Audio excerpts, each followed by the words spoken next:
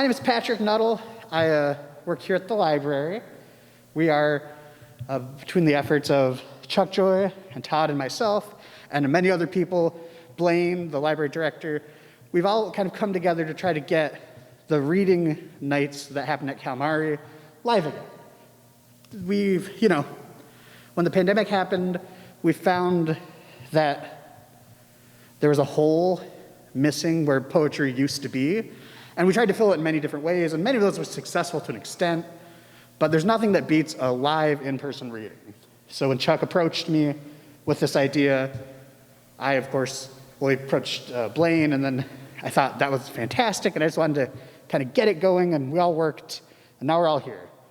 So the format of the night is basically going to be, after I'm done talking, somebody's going to stand up, they're going to read their poetry, 2 poems, 3 if they're short poems, then you're going to sit down. Of course, when you start to read, introduce yourself, and then once you're done with that, you can sit down, somebody else will take your spot until we get to the end. Afterwards, there's going to be an interview, but you can all kind of feel free to mosey on out, your night's over, and then the interview will be posted online at some point. Everything's being streamed to Cam Erie, but after we get the files to us, and it might take a little bit, we are going to upload these to the county YouTube. And that could take a little bit, but hopefully not too long. Awesome. Well, this is the first Poetry Live. We're going to be doing this every week, and we're going to be safe, we're going to be social distanced, and we're going to get to listen to good poetry. Let's go. All right. Thank you, Jack.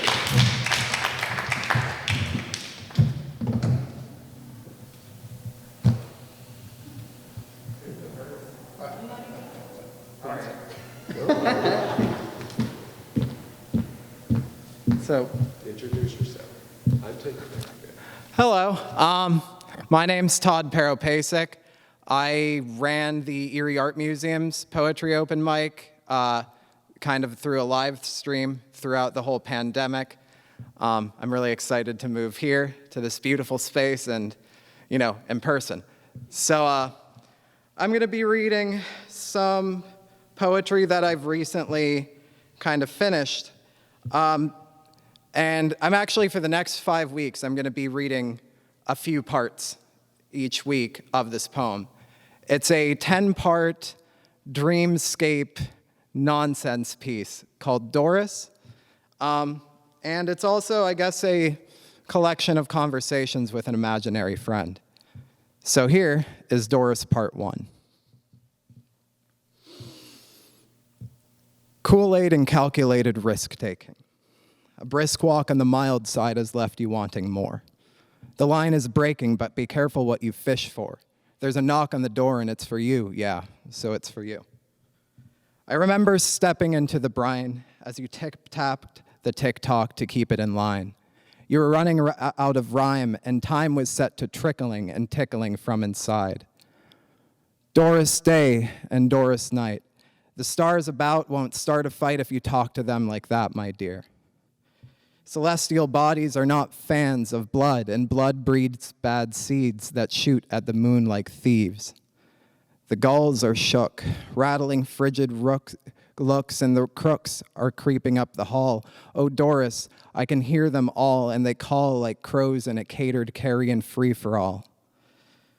As the sun fades into its aquatic grave, I save a test from the bastard past, and Doris, you have loaned stones to my house of glass. You've crashed, and you've bashed, and you've lashed yourself to a mast that you aren't willing to steer. In this instance, I can still hear the bruising pier cheering and jeering until it believed its last. All right, thank you. This is part 2, and this is a lot shorter. Sycophants and Salisbury, what does the basket in your heart hold? Doris, dearest, the ware has gone and sold away the wind. Now my little hairs stand cold, and I feel older than old. Thank you.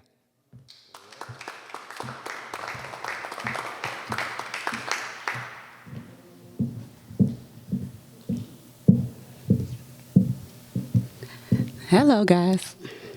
I am Nisi Nicole. I usually do unnecessarily abrasive poems or a little bit of provocative stuff. Not too much tonight, but I had 2 short ones, maybe 3. But this is some political stuff I've been working on. And I don't usually title my stuff, so I need to work on that. You hear me okay? Affiliation politically or religiously wouldn't matter in the slightest, because if you died tomorrow, both parties would bury you righteous. No pastor or politician is going to tell you the truth about the real world and how most are uncouth. Don't forget the biggest issues with America are systemic. We are easily sidetracked by every pandemic. It seems like we always have something germy to share. But one thing we don't agree on is healthcare. We've survived Ebola, H1N1, and SARS, thinking about how Nikki Giovanni told us we were going to Mars. See, Maya's caged bird is out, and we've all started singing. The clouds have parted, and the trumpet sounds are ringing. How did this all start? We must find the caper. But first, stock up on the hand sanitizer and the toilet paper. Ammo, noodles, water, kids need peanut butter. Don't forget to pick up the wine from the home of the Sutter. Trump cannot save you, nor could Obama. Not your spouse, not your daddy, not even your mama. And as the ship is sinking, we all watch a twerking Miley Cyrus. And all of this is sponsored by the coronavirus.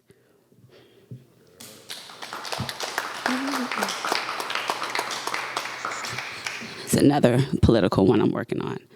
Dear Mr. Trump, I am deeply bothered. See, you're now victimizing children. Aren't you a father? You claim that your actions are keeping us safe. Propaganda about Mexican criminals who rape. I will tell you that this bullshit hate that you spew, we've heard it before from dictators like you. From Hitler, from Stalin, and even Idi Amin. Stop telling the world that this is America's dream. We will not fold under your foolish demands. Remember, the blood of the people will rest in your small hands. Making it plain now during your presidency of how we all will record your civil rights abuses in history.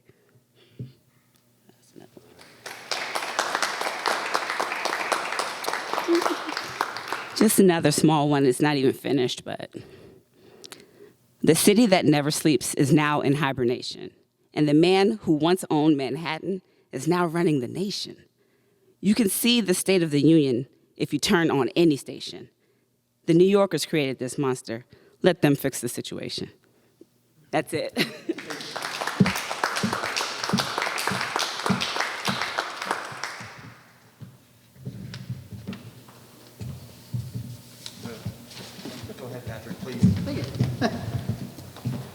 It's me again, Patrick. Don't think you needed to know that twice, but here we go. I'm going to read just 2 poems. They're both pretty recent. One of them I only wrote a little bit ago, and the other one was a little bit past that. Okay. Untitled cat poem. Outside, a colony of cats spreads over the driveway and lawn. It started with 2, but every day there are more. They're no longer startled by me and only look up slowly, meeting my eyes, and blink steady and tired. Last week, the one we call Twinkle came home, fur torn out under their ear, a burgundy peony in bloom. Now he is scabbed but still alive, his white patterned legs shining whenever the headlights hit them right. Those paws, when crossed softly over each other while napping, are prayer-like, and I'm reminded that God could only be so leisurely in the cheap coloring books given out by the church I was thrown out of. Divine, these cats will soon overtake us. I will wake up, and instead of my wife, they will have piled onto her side of the bed, purring together as a quilted mass of orange and gray and white. I will doze back off into sleep, and later, even I will be gone.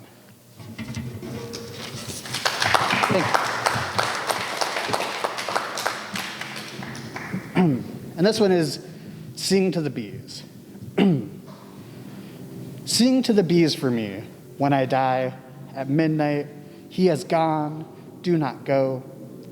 And if they answer the call, wonder if that is joy, blessed by their wings, or if they too mourn your loss. Remember a night, us laid down in a driveway, a stranger's home empty at our heads, watching the stars, the black crepe over the world as it is over the hive, and and your hand on my arm. Human light had died there in Wisconsin, and we never needed to say a word when cricket sound filled the swamp on the other side of the road. Both nights are the same. Me there with you and sharp winter in our lungs. If you can't hear me, it is only because I am silent, waiting for the sun. Thank you.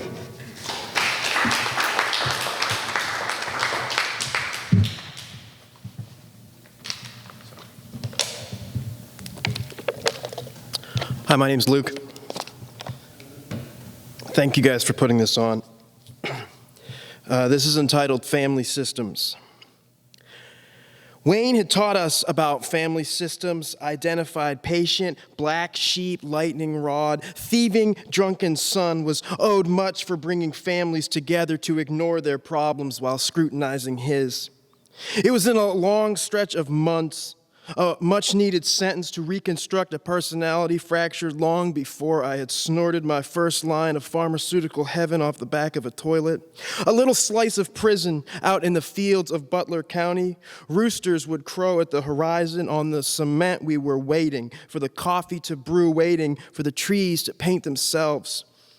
Today, when my boss called to give me the news, I thought of Wayne telling us about the family story often passed down blindly. We fit ourselves to generational curses. We mold ourselves to misery. Trust and believe, my family story is no fairy tale. It is a guide to layoffs, stretching a dollar, living through hard times, loving a liar, and standing in breadlines. Wayne wasn't teaching us to respect fate. He was teaching us about perception, unlocked shackles we dress in to be our Father's sons. Today, I didn't hold my breath. I didn't curse my station. I didn't prepare for hard times in driving rain. Instead, I picked up a dusty paperback bought with aspirations of being better read. Sometimes a shrug is the greatest rebellion.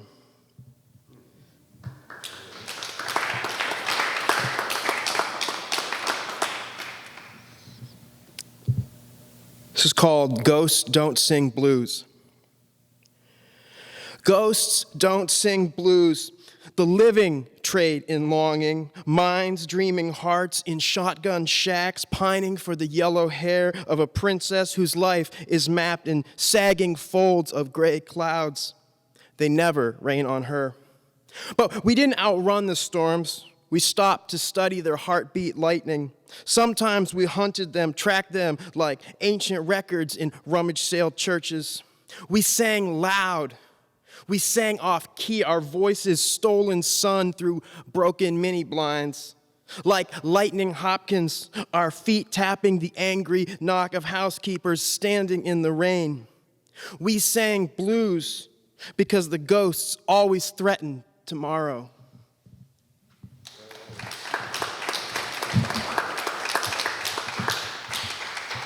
Thanks, Luke. Hi, I'm Chuck Joy. If there's anybody else here who wants to read, please come on up. We'll be done after Danny, unless you come up. The cap of 20 here seems a little incongruous to this large, wonderful space. So the people who want to read are encouraged to come up to the stage. There's chairs over here. And we'll be here every week. I think the goal is to have a weekly poetry event here in Erie again, so that I'm taken by the historical nature of this presentation tonight. And I want to thank Patrick and Blaine's in the back, too, for helping, and Todd for doing his part. And it's great to have live poetry again. And now we have the recording aspect, too, with this being live streamed right now to the cable access and media site. and then later put up on the county YouTube. That'll be fun too. So we're really making a lot of progress here in Erie, and yet from a historical perspective, the previous live open mic place was at Calamari's, and the one before that, it was at a hotel. It was at the Avalon Hotel. And there's a poem here. One of the nice things about being here tonight is that at a live poetry event, we have a chance to keep everybody up to date on the poetry news. And part of the poetry news is I'm going to read a couple of selections from this collection called Percussive, which is available at Prest, the bookstore at 8th and Green Garden. So that's a little bit of news. There's also a whole lot of poetry available in the rest of this building to my right, and I encourage everybody to enjoy the poetry around the live event when they're in the library. So here's a poem called Ghosts in the Hotel. Our hotel, it's filled with ghosts. Our temporary hotel, forever ghosts. The hotel itself has a ghost, an entire wispy building flitting through the halls, hovering above the roof. Make a turn and find yourself in Prohibition, a bevy of flappers drinking contraband whiskey offloaded by night, delivered from a Tin Lizzie. The hotel's ghost has a dining room. Families of ghosts sit at tables with white tablecloths, the young ghosts on their best behavior, eager to get at the rolls and butter. Ghosts push off the elevator. They visit room 210. I have heard them applaud. I think it was for Michael Bennett. Mostly they stay on the first floor. They like to hang out in the show bar or the area with the television. Thank you.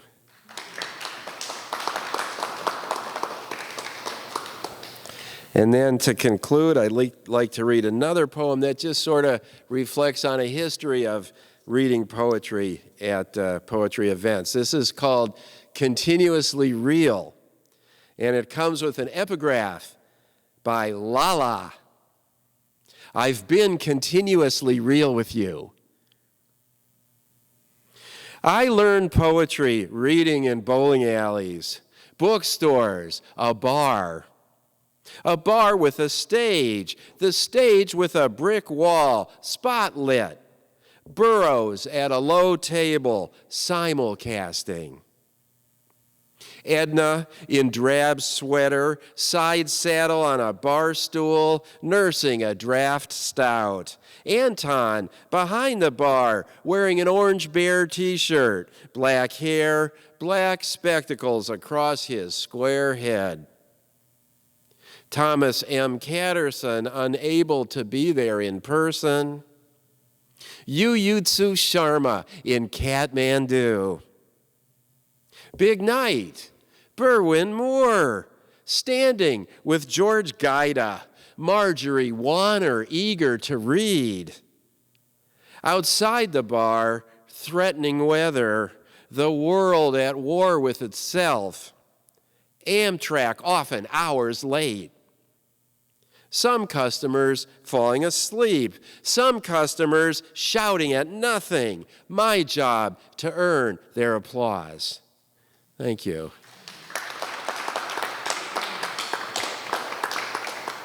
Now, if anybody else wants to come up, now is the time. Now I'm going to take a little liberty here and participate in introducing the next poet. We're going to keep a little tradition going from Calamari's where this poet would pretty much insist on being the last poet, and he's done it again tonight. I'll let you introduce yourself, but I know your name is Danny Mitchell. Danny, you want to come up here? Thank you very much. Take this off for a moment. Well, thank you very much for introducing me. Yes, my name is Danny Mitchell, but Many of you may know me as Art Vanguard, the host of the political poetry portion of the program, which is where we're at right now. And it has been a tradition whenever I'm at poetry night to close out the evening. So anyhow, I have a couple of poems tonight on the theme of work. Earlier in the year, I declared that 2020 would be the year to write a poem about work. So during my quarantine, I've been contemplating this. So I have a question for you. What do these occupations have in common? A paper boy, a soda jerk, a janitor, a laundry worker, a soldier, helicopter repairman, cleanup man at a bakery, x-ray orderly, groundskeeper, housekeeper, rubber worker, cloth spreader, dyeing plant, worker in a dyeing plant, weaver, drawing in machine operator, dock worker, shipping clerk, vacuum pump assembler, apprentice machinist, silkscreen printer, assistant calendar operator, piece rate worker, and a utility man in a factory, a program director at an education center, a staff organizer for SEIU and the United Electrical Workers, a telephone operator, and a member of a line crew. Primarily, I am the common link in all of these occupations. These are the jobs I've held in my life. These are the paying jobs. The non-paying jobs were union and community activists, journalists, distributor of community newspapers, unemployment rights advocate, a veterans counselor, a re-evaluation therapy counselor, a poet, a writer, and a photo artist. So tonight, I've begun to read the poems down the list. I'll only do the first two, Paperboy and Soda Jerk. So here's my working project called Write a Poem About Work for 2020. Paperboy. Every day you know where we'll be when the big hand's on the 12 and the little hand's on the 3. It's time for my little brother Larry and me to deliver our daily newspapers. We meet the truck, say hi to the driver. We can't wait to get away and deliver all of the pages of future trivia for you to read in your daily newspapers. He does the even houses and I do the odd. It's down and around these homes we trod. We're not afraid of cat nor dog as we lighten our load of newspapers. With fleet of foot, we climb up and down the 2- and 3-deckers of this company town. We leave it where we like it so you won't have a frown on your face when you come home to your newspapers. In the sun and in the rain, we always deliver our product the same, a dry newspaper just so you'll exclaim, keep the change when you pay for your newspapers. The same was true in snow and heat. Our deliveries were the envy of the postal fleet. For 2 young boys, it was quite a feat to so diligently deliver your newspapers. And that was my first working poem. And the second one is called Soda Jerk. You have to like people to fit the Soda Jerk. You have to like people and I fit the bill. I smile when I greet them and serve them their fill. Burgers with fries, a Coke, ice cream to go. That's the noon special and we're jammed for an hour or so. We'd catch up on our cleaning, waiting for the next crowd. Hungry students spending their lunch money and being way too loud. They want milkshakes and sundaes. Our fries are the best, but our BLTs and burgers will fill them up too, I guess.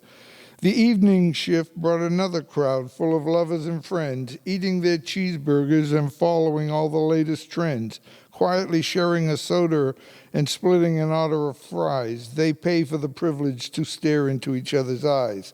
The others bought the coffee, the bottomless cup for $1.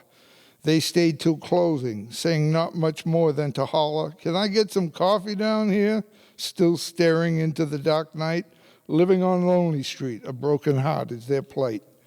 Finally, it's closing time. The boss comes around to check us out. By now, we've cleaned the counters and mopped the floors, no doubt. We stocked the cooler with all 15 frozen flavors of goodness. We've cleaned the grill and all the scoops. It's ready for morning's business. And thank you very much for listening to the poetry portion of the program. And did I drop a pen? No, I got it. Thank you. Do we have somebody else coming up? Okay. I drove all the way down here. I'm sorry Larry's not last. That's okay. It's okay, Larry. It's only a tradition. Well, hell with tradition. What? I am an iconoclast. I got a book at the library today by accident. I wrote this poem about a woman. It's called Vapors. Is that your vapored scent swirling back around me, taking me up in its caress? Is that your name on the billboard signage, hidden in a cryptic message, signaling me to your ready willingness? Is that your voice calling from the crowd above the city noise, like a siren's beckoning me back to your joy? Is that your spirit essence invading me one more time, inviting me back and letting me align? Is that you floating across my harbor bay? No, it's not you. You're gone. You've gone your own way. It's okay. Oh, did someone just say, ah? That hurt my feelings. She was a made-up woman. It's okay. This is called Park Bench. And I see him walking down along the boardwalk by the bay, and he's there in every aisle, in every smile, every day. Oh, it's Jesus on a park bench, no money for his rent, no manger home this day, nobody bringing gifts his way. He asked me for $1 to get a cup of coffee, and he carries his possessions in a plastic sack along with his apostles. And he's alone, and I'm alone. It's just the way it is, even if you have a home. So I give him 10 for booze outside the roller rink. He needs money for water, fish, loaves, and drink. No water for wine, no loaves to fill their bellies this time. And I see him on an exit holding up a sign and for money, asking for money, out of work, out of state, out of time. And I see him look in my eyes, moving, avoiding the scam as I roll through the light. But while blessing me, he smiles, teeth mangled so right. Then it's Jesus on a park bench. If I only knew, newspaper covered up in the cold, and now he's a black woman, broken and old. And I see him in a convenience store, clerks. When he says anything else, I just hope he sees me looking in the mirror back at myself, so that when I'm lost and lone and can't find my home, when I'm on a park bench, cold, hungry, and alone. Now he's taken the children down to the shelter, battered, bruised herself. He's not the only one who could forgive her when he felt just like her. The children lost, the wagon lost, the feeling gone, just survival turned on. She's on the park bench praying, but one day she'll be gone. Flowers at his tunic edge, children gathered to his feet, garden flowers marching to his beat. And he welcomes you and says, come in, because you saw him on a park bench and in everyone's face every night. Oh, Jesus on a park bench, get up and feed my people, walk across my bay, show up on a saucer cloud to show me the way. All right, thank you very much. Whoa. This is cool. It's probably my phone. Forgot to turn it upside down. No worries. No worries. Venn diagram variation. Let's meet again and again till the end of time, forever merged in our Venn diagrams. Okay, she responds. How are you saying that? How does it sound? Like doves cooing, like waterfall, like rain, like water falling over rocks, like you're pouring over me, like thunder in the distance, like lightning on the rise, like melting resistance, like our souls increasing their stride, like union, like separation, like you can be your own circle and mine. Thank you very much. I did it. I did it. You're welcome. Like 7 minutes. 7 minutes is too long. I don't like driving. I don't blame you. Walk and bike, but It's a little dark, yeah, and maybe rain. why not? Well, I want to thank everybody for being here. All the yeah, thank you for sure. Shelley would like to read her poems, possibly. One. Would you like to? Okay, well, we'll be doing this every week, so if you don't want to do it this week, feel free to next. Same time, same place, every Thursday, other than like the Thursday before the holidays, the Thursday before Thanksgiving, of course, all that kind of stuff. But still, all of our days are already posted through the end of the year, so we hope to see all of you. We hope to hear more good poems from great poets, or great poems from good poets, whichever. I don't know which one I am, but yeah, it was such a great time. If you have any questions about this program, or if you want to get in contact with us, I work at the library like 5 days a week. I'm Patrick, so just come in, ask for me. You can get the information to me. We're also going to be doing a short interview with somebody at the end of most of these sessions.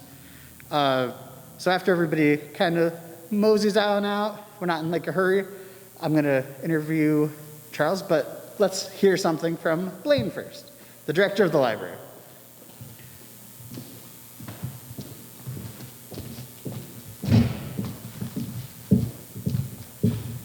Thank you. Thank you, everyone, for coming. It's a great honor for us to host these talented poets. But as I was listening to the poems tonight, you know, the one question that always comes to me when I'm listening to someone is, what inspires them? I mean, I'm as interested as much in the poet as I am in the poetry, because to me it's such an art form. And I mean, it's something I guess I'm jealous of, that I don't have a talent for. And so as I was listening to the poems tonight, I was thinking, where did that come from?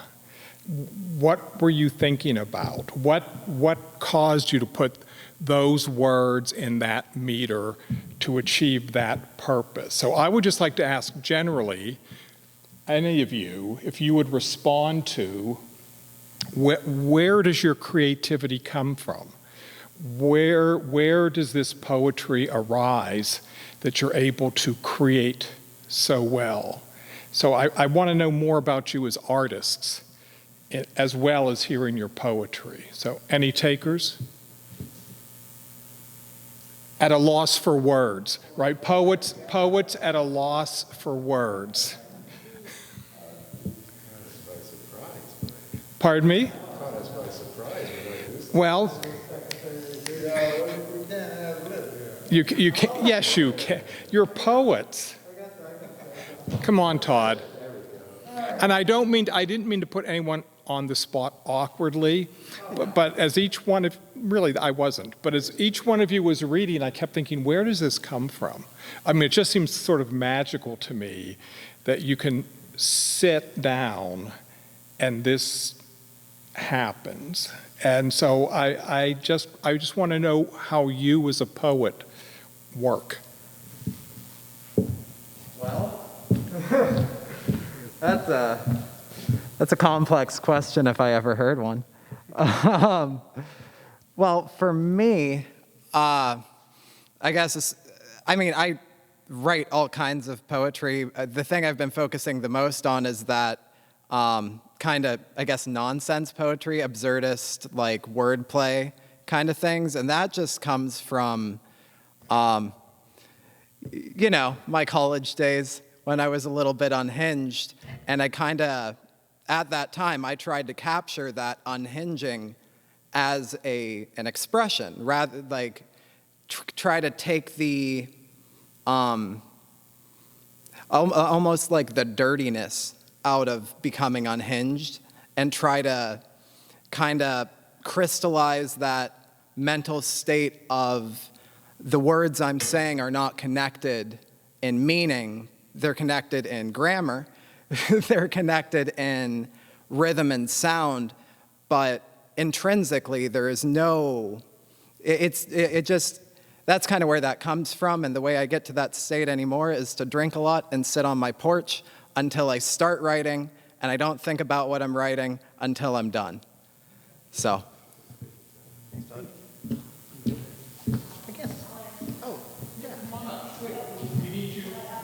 We need you to be at the microphone.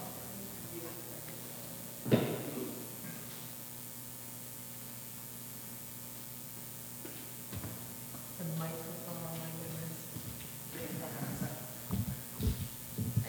Hi, everybody. Hi, good evening. My name's Michelle. A few of you have heard me read before, but not very often. I think that poetry comes from the depths of your soul, oftentimes, and the depths of your emotions. But then sometimes you can pointedly try to write things about it, and you look for a muse. I know that myself and my friend Mabel Howard, who many of you know, we sometimes get together and write on nights, and she brings ideas or says a word, and we try and do it. I mean, I teach little kids, teach elementary special ed.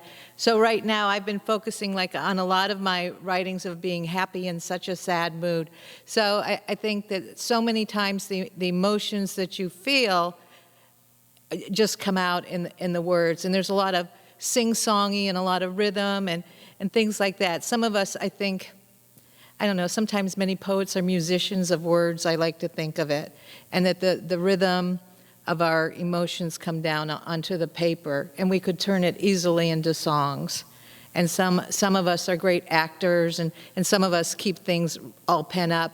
And for some of us, you know, maybe sometimes you battle with a little mental emotions going on, you know, in your deepest pains of sadness. It always seems to be easy to write. But sometimes when you're super happy, it's more difficult to write. But anyway, that's my answer.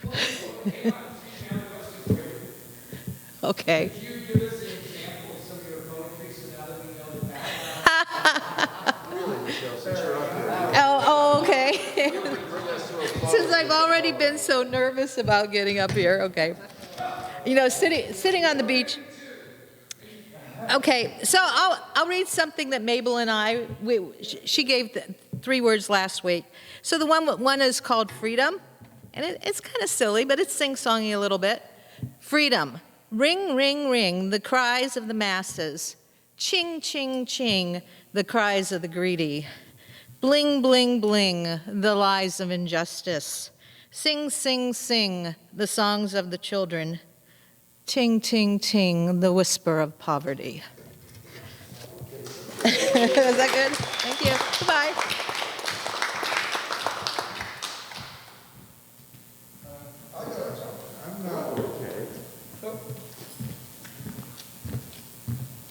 I'm probably the least experienced poet up here because I really only started writing this series this year, and otherwise my poetry has been very scattered. Since I was in high school, I've been writing it, but it was always just a dull period in my life or a slow period.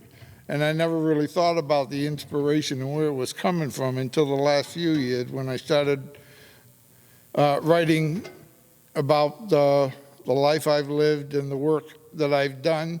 And then the poetry became just another opportunity to express those feelings. And when I write about one of my jobs, for instance, which is what I'm doing this year, I write down a few sentences about the job that I remember, and then I take those sentences and try to put them into a verse and try to make it a rhyming verse from that point. So you'll see a lot of my poems have these rhymes in them.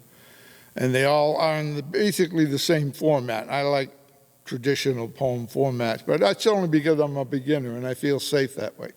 So that's where my inspiration is. Just my life, I started writing about it. I started taking an old habit of being a poet and putting it back to good use again in the 50 years after my first poem was written. And I've never had anything published. I'm just a poet who needs to say what he's got to say, and then he's happy. All right?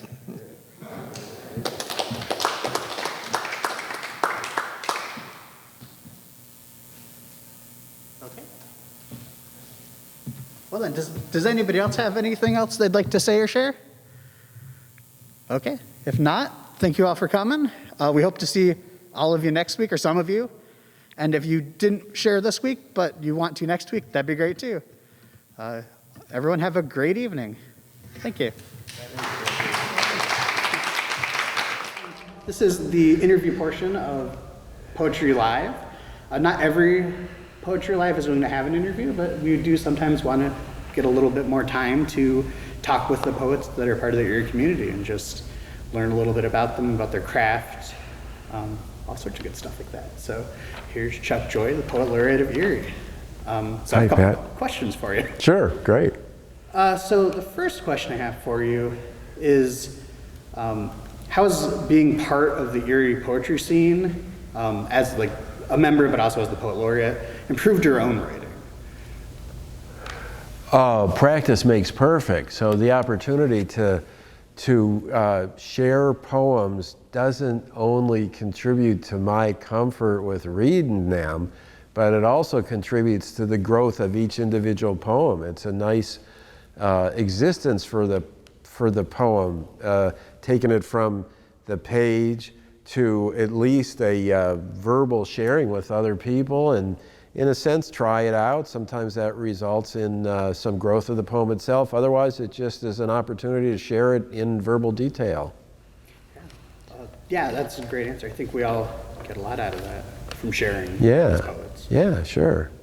It's kind of a verbal art to begin with, I think. Absolutely. I think a lot of times poets forget about the spoken. They focus too much on the written. Well, there's a lot to be said for the written, though, because as much as I have had the opportunity to share poetry and listen to other people sharing their poetry verbally, the opportunity to take the poem through reading from the page into your own silent voice is prime. And I think nothing approaches that, but that's hard to reproduce. Absolutely. This is as close as we can get. Yeah, 100%.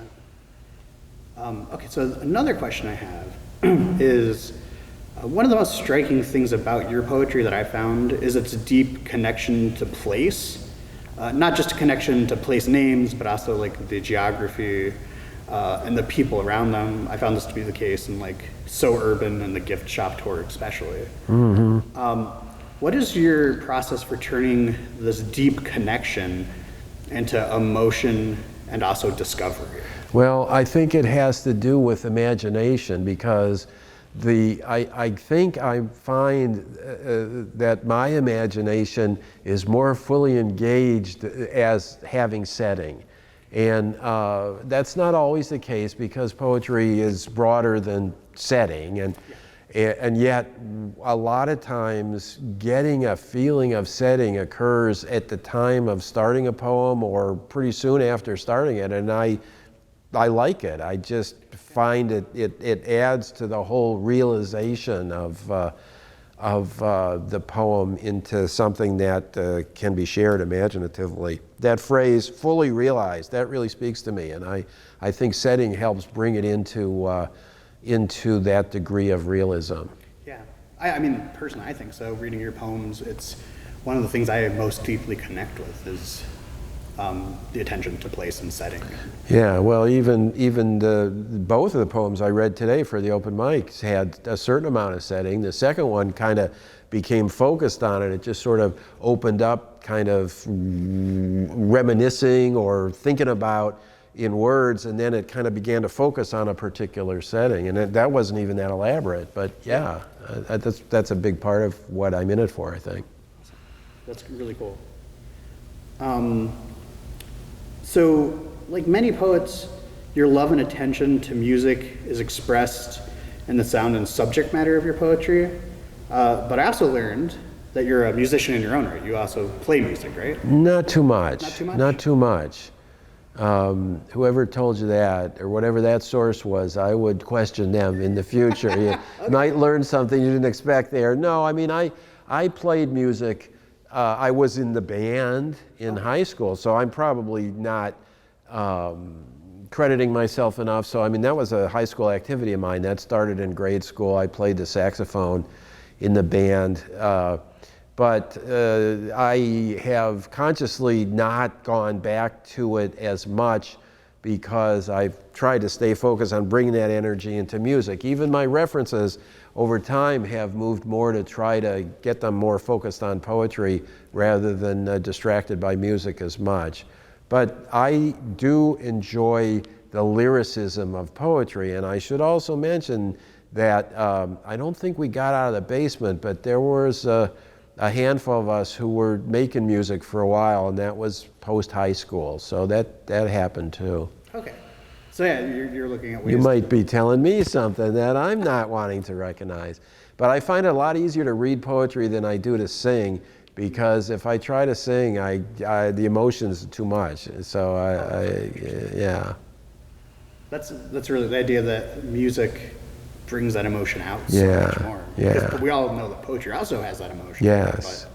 But But I can control it better in poetry. Not all the time, but I've learned to practice. So you won't see me reading too many poems without having practiced them a little, because that emotion can easily well up if I'm not prepared. Yeah. And that's pretty hard to deal with. I've Yeah. had it happen too, where Yeah. you're on stage and all of a sudden the emotion hits. And Yeah, unless you're really a showman, and then you can work it. But Some I'm people not can- quite. Yeah, I just like get quivery. So yeah. it's a nice measure of personal success, because if I can feel while I'm reciting or reading a poem that I'm getting close to a little bit of an emotional edge, that I like that. I think that I want to have that to a certain extent. Absolutely. But you don't want to like break down mid-reading. No, I'd like to get that. complete the readings. That would be good. So this next question I have is actually about your book. Great. Percussive, which we have at the Erie County Public Library. Oh, that's good to know. I wasn't sure. Yeah. And, Yeah, good. So you can all check that out. I have it checked out right now, but once it's not checked out, you can do that. So another thing I found really interesting while reading that book is it can be easy for poets to default to like an I/you kind of conversation in a poem. Yeah. Like the speaker talking to a you. And I do that a lot, and I don't think there's anything wrong with that. But one thing I did notice in your book, especially in the poem like Physician and Yolanda in Love and Coffee House, is your poems often orbit around people or characters that aren't necessarily familiar to the speaker. What draws you towards these kind of people, to these kinds of interactions in your poems? Well, I think that it's a big part of what I like to do with poetry is the characters. That's always been a theme, and I guess it brings variety. It also connects with imagination again, because it's a way of being other people, at least in terms of the poem. Sometimes just distanced from myself, but other times not myself, and I enjoy that too. It's a sort of a fictive or dramatic element that I really like to address in poetry a lot. So I've had poems with characters in them since the beginning, and I'm glad that you could identify some even in percussive, because that's pretty new. So that's great. Yeah, I mean, I thought it was one of like the central parts of the book. Yeah, that's good. Something I wanted to ask you about, because I thought it was so fascinating. Yeah. Like, I don't think it's necessarily rare to have characters in poems, but I think that it's rare to have a collection of poems that isn't set out to do a project that has so many characters and interactions. So I thought that was really interesting. Well, they can lend themselves to projects too. Oh, absolutely. And I think it's just nice to have that element, I'll just say again, for imagination, because that's what poetry allows me to do, that's really, I think, the most basic description for me of poetry is to be able to inhabit the consciousness of word flow when the point is to produce true and beautiful lines. And I like that state of consciousness a lot. I think it's fun, and it's it's a nice place to be, and I would stay there as much as I could all the time. And it's only when creating poems, even reading them is only a memory of what that was like. Yeah. Thank you. That's great. Oh, sure. So the last question I have is a little bit more general, and this is the last question. Oh, I thought it was. And this one is just, a lot of people are finding themselves with more time inside now, with a lot of more time. Some people have the free time, other people don't, but we're inside a lot more. And I've talked to other poets who have had a really hard time staying creative right now. How has your process changed in sort of the times of COVID-19? And what advice do you have to other poets out there who might be having a hard time staying creative? I'm tempted to say that at this point my process is impervious to change. My process is to access that state of consciousness every day if I can, and I don't every day. A lot of things are distractions. I work at a wonderful job. I have a wonderful family. Sometimes I have to pay attention to driving. There's other things that are not compatible with the state of consciousness that's creating poetry lines. But in spite of that, I can usually find every day, or at least every couple days. If it's not, and it's hard to go there. I'm thinking of Mr. Rogers, and where does he take us wherever we go? But anyway, it's hard to go there all that often. So once a day is about it, maybe twice. And that occurs whether there's a pandemic or not. And it's been going on long enough so that I just keep doing that. And the result, I've developed the discipline over time. It's almost like daydreaming, except it's in terms of making lines out of it so that there's a written record that's fun. And so I keep doing that, and that hasn't changed. That just maintains. It's something to do whether or not I'm in a COVID restrictive condition, or probably if I was even in an actual prison, I don't know, but it's just something to do. Okay. But then again, once it's done, because the nature of the poems is that they end, it's now what sort of thing. Yeah. But I've gotten used to that too. You have to. Yeah. Thank you so much. No, you're welcome. Thank It's you for fun. answering some questions. Yeah, I appreciate it. Great.